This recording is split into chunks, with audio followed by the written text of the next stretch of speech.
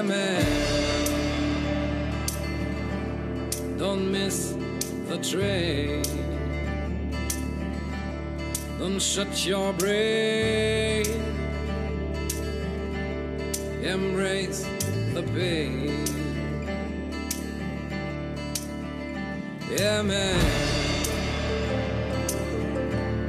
don't stay, don't do the same. This is not insane.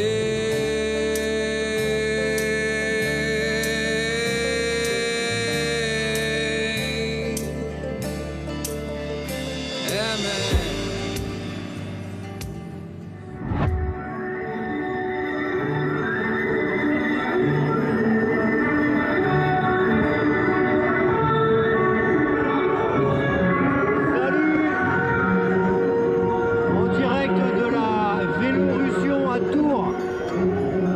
C'est assez stylé en fait. Et voilà, c'est parti. Je vais vous expliquer ce qu'on fait ici. Par le plus beau des hasards, nous nous retrouvons à la Vélorussion. La Vélorussion qui est un rassemblement de vélos dans l'optique de promouvoir les déplacements doux dans les agglomérations. La Vélorussion, pourquoi? Parce que mon souhait de promouvoir l'alternative à la voiture grâce à des vélos magiques, des vélos cargo, des vélos qui permettent de transporter du poids ou des personnes et de façon écologique. Je vous embarque, venez. L'idée c'est d'un peu bloquer la ville en gros. Là on va bloquer les voitures. Bon c'est pas méchant hein. Allez on va se greffer. Bon autant vous dire que moi avec ma grosse remorque, mon vélo fait 3,40 m de long. Là-dedans c'est pas hyper... voilà je suis pas hyper serein là.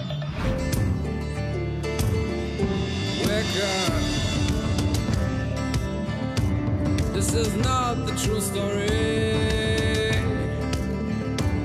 This is not reality. And get her. Don't be sad, don't be great. Allez sur le radeau. Hop là. Là. Ouais. Ah il est plus lourd. Hein.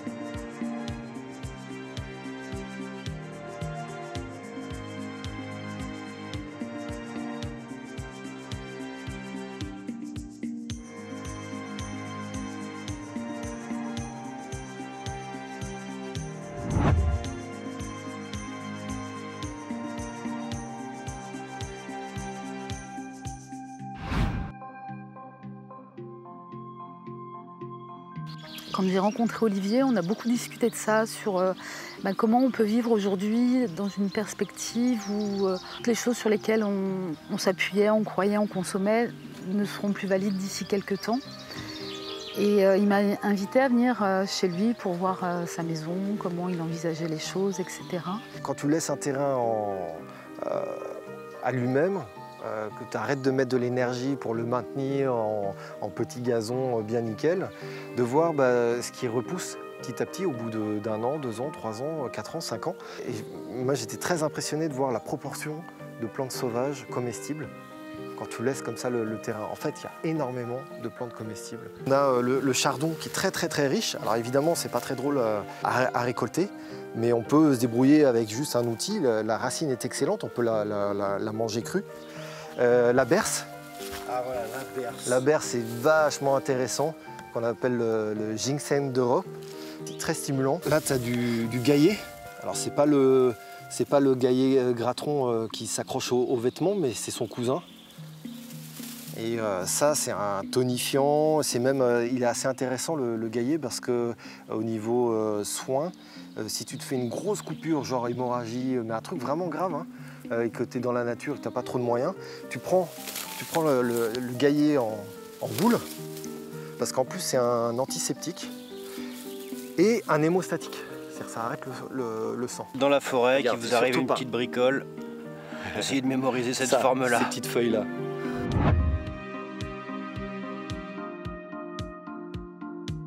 Enfin, pour moi, il faut faire là où on est et se reconnecter avec la nature, voir quelles sont nos richesses sur place en termes de forêt, parce que vraiment l'arbre c'est l'avenir. Hein. Si on veut se protéger du soleil, si on veut pouvoir faire pousser les choses, c'est vraiment les arbres qui vont nous porter. Et puis comment on s'organise à un endroit où on vit avec les gens qui sont autour de nous. On est allé rechercher un pressoir à pommes pour pouvoir proposer un pressoir partagé, c'est-à-dire que les gens puissent venir avec leurs fruits, presser leurs pommes, qu'on se mette ensemble en fait. Le cidre, là t'as pas besoin de sel, ça se fait par le sucre, tu vois, par le sucre des fruits.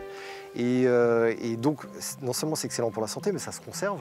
La méthode de bouillir des conserves avec des joints et tout ça, curieusement tu as un phénomène qu'on appelle le botulisme, et où tu as un réel danger pour la santé, et en plus tu butes les vitamines, alors que dans la lactofermentation, tu n'as aucun danger, tu n'as aucun risque.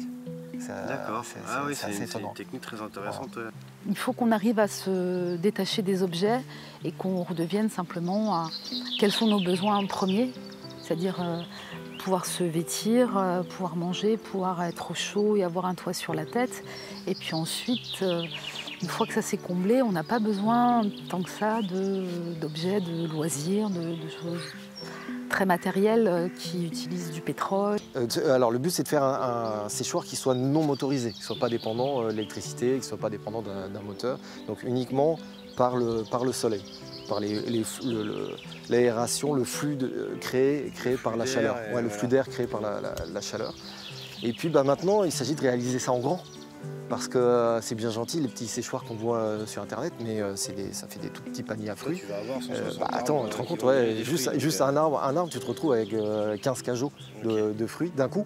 Il faut pouvoir le sécher. Là, j'y suis pas revenu parce que ça fait 10 jours qu'on a une canicule et j'ai pas envie de devenir à fruits secs avant la fruits séchés.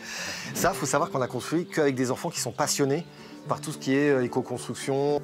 Il va y avoir tout un système. En fait, placard fermé où tu mets les fruits séchés, tu as l'air chaud qui chauffait dans la pièce qui passe en haut, dans ces placards, et en fait qui est tiré. Parce qu'il faut savoir que l'air chaud qui devient humide est plus lourd que l'air chaud sec. Et du coup, il vaut mieux envoyer l'air chaud en haut des fruits et tirer l'air chaud à travers les fruits. Et derrière, une espèce de hotte qui vient dans ce sandwich, en vitré, et où là, ça monte en température.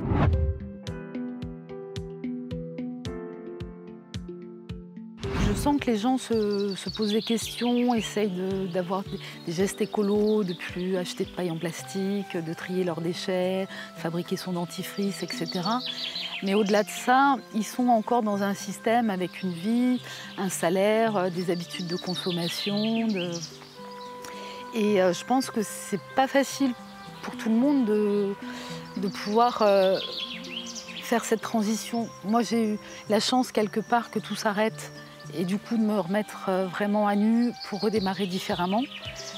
Alors au début c'était un peu violent, puis finalement aujourd'hui je me rends compte que ça m'a permis de cheminer et d'avancer là-dedans. Mais j'ai vraiment conscience que c'est pas facile pour une famille qui a un job, un crédit parce qu'il a acheté une maison. Ici il n'y a jamais eu aucun artisan qui est venu. Jamais. Pour travailler, ou alors pour visiter, mais c'est uniquement avec des amis, des scouts, des enfants qu'on a construit cette maison. Parce que je suppose que tu n'as pas forcément le savoir-faire de base. Tout à fait, tout à fait. Moi j'ai été beaucoup à l'étranger, et essentiellement dans les pays de l'Est. Et il y a des endroits au fin fond de la campagne où tu vois encore des gens se débrouiller et construire leur maison par eux-mêmes. Avec des méthodes qui sont là depuis des siècles. Donc ils possèdent c'est les mêmes méthodes. Compétences pour construire une maison de et souvent qui est très simple parce que ce sont des méthodes familiales qu'on peut faire. Tout seul on n'arrivera à rien et qu'il faut vraiment être en lien et et faire multiplier nos capacités, nos compétences pour arriver à un nouveau mode de vie en résilience. La première chose qui nous a frappé en rentrant, c'est ce Rocket Stove. Alors le but c'est de chauffer la maison et d'avoir une combustion le plus économe possible en bois. Et si possible d'utiliser du bois qui ne soit pas des bûches où là tu as besoin de gros bras ou de tronçonneuses avec de l'essence, mais que ça soit du taillis qui repousse chaque année, que tu recoupes, et donc faire un feu de petits branchages, voilà, de petits. Et pour ça, c'est une méthode qui essaye d'emmagasiner le plus possible la chaleur. C'est-à-dire que la chaleur qui sort par le tube d'évacuation des fumées, elle est très faible. Normalement, on doit pouvoir y poser la langue ou la main au plus fort de la combustion. Ça veut dire que toute la chaleur, elle est retenue dans la masse. Juste le foyer qui est en briques, mais tout le reste, c'est de la terre qui vient de sous la maison. Hein. C'est du local. C'est assez simple à faire, mais il y a des proportions, ça ne s'invente pas. Là, c'est au fur et à mesure des années. Expérimental. Ouais, c'est ça. Il faut être courageux dans l'action de faire, c'est-à-dire que pour ce genre de nouveaux modes de vie, il va falloir se mettre en marche, il va falloir mettre son corps en marche parce que on ne va plus appuyer sur un bouton ou faire une commande sur Internet, on va aller chercher les choses, on va les fabriquer, on va s'interroger, on va essayer de trouver la meilleure solution qui consomme moins, et du coup il va falloir que ce sera moins simple, moins facile, il faudra qu'on se mette en mouvement, mais en même temps j'ai l'impression qu'en se mettant en mouvement, on se sent plus vivant. Enfin, pour ma part, c'est ce que je ressens.